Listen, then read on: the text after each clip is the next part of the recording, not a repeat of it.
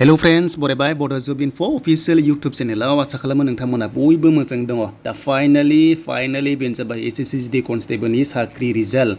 दा गोबां कमेन्ट्स खालामदोंमोन माब्ला मोनगोन आदा बिनि रिजाल्ट होननानै। दा फाइनाली 20 आगस्टआव बेहाय आपल'ड खालामबाय जे जाय नोंथांमोना गोबां एग्जाम होदोंमोन SSC Constable finally Bodo Job Info फेमिलिनि साबस्क्राइबार्स नोंथांमोन फंबायमोन बिनानावमोन गोबां साख्रि मोनबाय।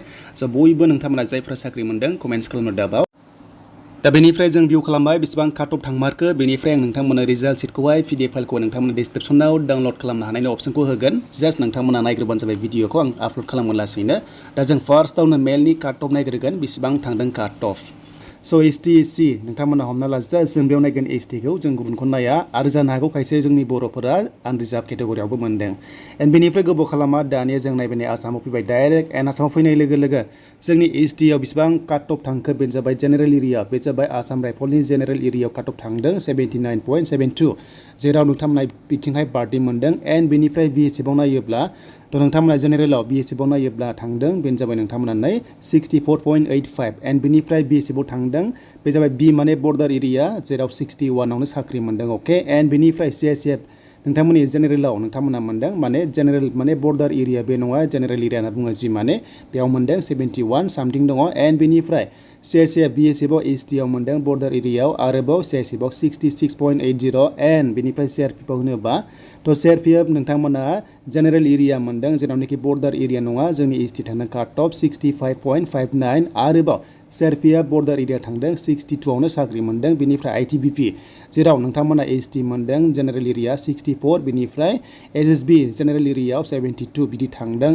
एन्ड नोंथांमोनाहाय आरोबाव मोनदों बेनो जाबाय बर्डार एरिया स' नोंथांमोना 68 बेनिफ्राय नोंथांमोना आसाम राइफल जेनेरेल होनोबा स' नोंथांमोना युवा केटेगरियाव जायफ्रा मोनदों 91 गाहाम थांदों काट अफआ गोजौ थांदों आरो BSFआव थांदों स' नोंथांमोना 74 दा जोबोर खम काट अफ बेखौ हाई काट अफ होना मानोना बेनि सिलेक्सन मार्क्सआनो बुरजाखामोन बेखायनो नोंथांमोना जायफ्रा SSC GD कनस्टेबलआव पास खालामबाय नोंथांमोना बयबो कमेन्ट्स खालामदो आरो गोबां साख्रि मोनलांबाय साबस्क्राइबार्स फंबायमोनाहाय थ' नोंथांमोना बे PDF फाइलखौ नायबानो जाबाय डाउनलड खालामनानै लिंकआ दङ डिसक्रिप्शनाव आरो WhatsApp ग्रुप आं शेयार खालामबाय। देन बिनिफ्राय हिन्जावफोरा बेसेबां थांदों काट अफ जों नायगोन हिन्जावफोरना गोजौआव दङ। स' बिदिब्ला जोङो डाइरेक्ट जों आसामाव नायनांगोन फिन खनसेबाव जों आसामाव नायनाय लोगो लोगो जोंहा फिमेलनि काट अफ फैगोन अके।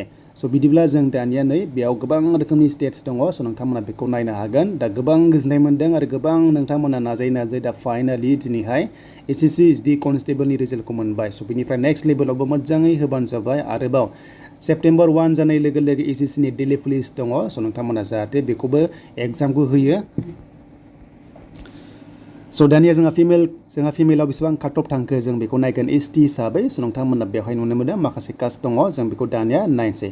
स' बिदिब्ला STआव आसाम राइफलाव एबा BSFआव बेसेबां थांदों दा जोङो ST होनोबा BSFआव थांदों हिन्जावफोरा जेनेरेल एरियायाव थांदों 60 बेनिफ्राय बर्डार एरिया थांदों 58 बेनिफ्राय CISFआव थांदों जेनेरेल एरियायाव 72 बेनिफ्राय बर्डाराव 71 बेहाय पस्टआ खम नालाय बेखायनो एसे गोजौ थांदों काट अफआ STबाबो हिन्जावफोरा मानोना पस्टआ खमखा। एन्ड बेनिफ्राय नै नोंथांमोना CRPF नायोबा 64 जेनेरेलाव एन्ड बर्डार एरियायाव 60 बेबायदि थांदों काट अफ बेखौ नोंथांमोना नायना लादो। दा जोबोर नोंथांमोनाहाय काट अफखौ गोजौ सानदों बाट सिलेक्सन मार्क्सआ बेना बुरजाखामोन बेखायनो स' नोंथांमोना काट अफखौहाय बेबायदि मोनदों। दा जायखिजाया जोबोर कंग्रेचुलेसन्स थाबाय जायफ्रा पास जाबाय गोबां बर'फोर मोनदों स' नोंथांमोना बेहाय PDF फाइलावहाय नोंथांमोना स्क्रल डाउन खालामबानो माखासे नाम थायो स' नोंथांमोना बेखौ मोनगोन। दा नै गोबां रोखोमनि बेयाव रिजाल्ट दङ नोंथांमोना बे रिजाल्ट शीटखौ स' नोंथांमोना जाहाथे नायो। दा नै गोबां रोखोमनि बेवहाय दङ स' नोंथांमोना बेखौ नायलांबाय थाबानो मोनगोन। एन्ड नेक्स्ट लेभेलावबो जाहाथे मोजां नोंथांमोना होयो जाहाथे साख्रिखौ मोनो आरो बेनिफ्राय बेफोरबायदि गुबुन डिफेन्स जबाव नोंथांमोना जाहाथे इन्टारभिउ होबाय थायो अब्लानो नोंथांमोनाहाय मोनलांबाय थागोन। स' बिनिफ्राय आं बे PDF फाइलखौहाय नोंथांमोननोहाय आपल'ड खालामनो हागोन लोगोसे नोंथांमोननो WhatsApp ग्रुपआव हरनाय जागोन। दा बेनिसिम बयनिसिमबो कंग्रेचुलेसन्स थाबाय नोंथांमोना डाइरेक्ट सार्च खालामनानैबो बेयाव नायनो हागोन।